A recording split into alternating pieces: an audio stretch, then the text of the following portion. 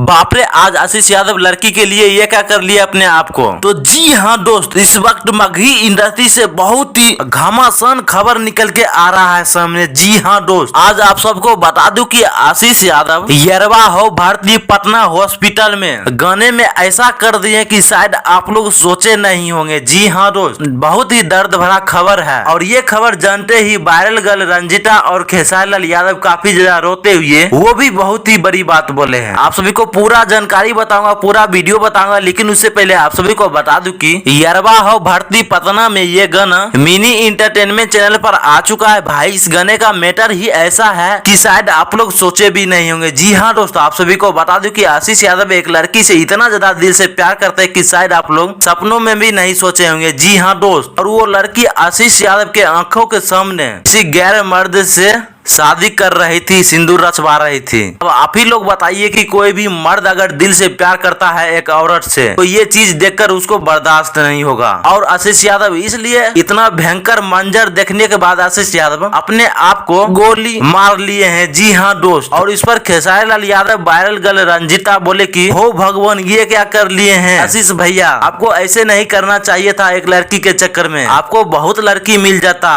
अगर आप ऐसे नहीं करते तो। ऐसे दोस्तों, आपकी क्या प्रतिक्रिया है आप सभी जरूर कमेंट बॉक्स में बताइएगा। धन्यवाद।